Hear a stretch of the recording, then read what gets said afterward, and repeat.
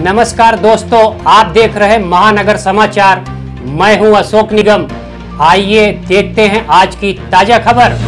मुंबई के भांडुप में एक ड्रीम्स मॉल के तीसरी मंजिल पर बने सनराइज कोरोना हॉस्पिटल में कल रात भीषण आग लग गई।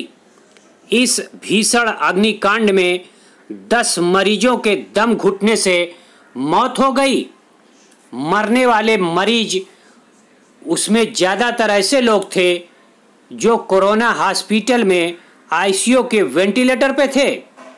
आग इतनी भीषण लगी हुई थी कि कल रात से ही 10 दमकल की गाड़ियां आग बुझाने पर लगी हुई थी, जो आज सुबह आग पर काबू पाए। जिस समय ये मॉल के तीसरे मंजिल पर बने हॉस्पिटल में आग लगी, उस समय इस हॉस्पिटल में 70 मरीजों का इलाज चल रहा था, जिसमें से 10 लोगों की मौत हो गई और 7 लोगों के गंभीर हालत बताई जा रही है। आग किस कारण लगी अभी ये स्पष्ट नहीं हो सका है।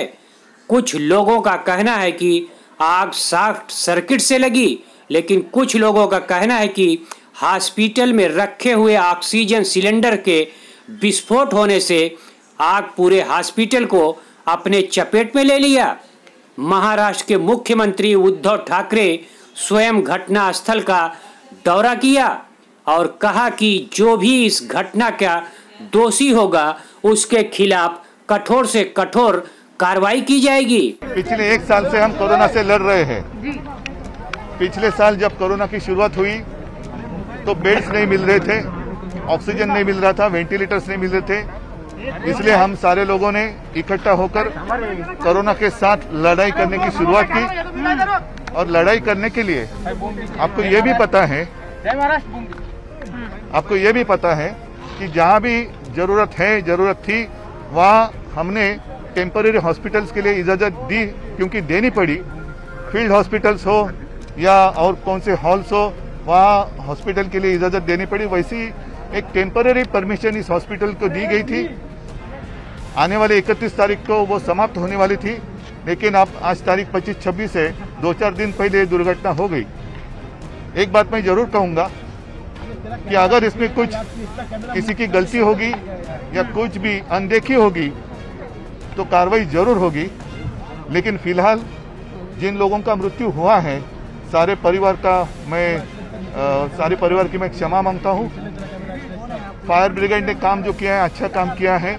उन्होंने ज़्यादा से ज़्यादा जो भी वहाँ आपत्तिग्रस्त थे उनको बचाने की कोशिश की, लेकिन कुछ लोग जो वेंटिलेटर्स पे थे उनको हम नहीं बचा सके।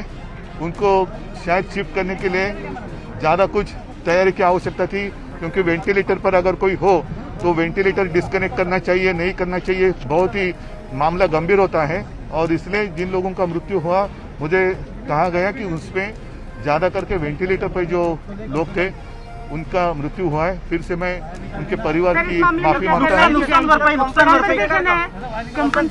कॉम्पनसेशन तो जरूर दे देंगे। कॉम्पनसेशन तो फिलहाल जैसे मैंने कहा कि ऐसी कभी कुछ दुर्घटना घटती है तो उसके बाद हम आंखें खुलती है।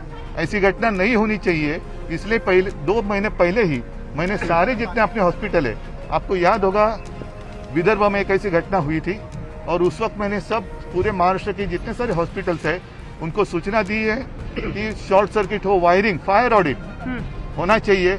लेकिन ये जो आग लगी वो हॉस्पिटल में नहीं लगी, हॉस्पिटल के नीचे शायद कुछ ऑफिस होगा या दुकान होगा, वहाँ पर लगी और वहाँ से फैल गई है।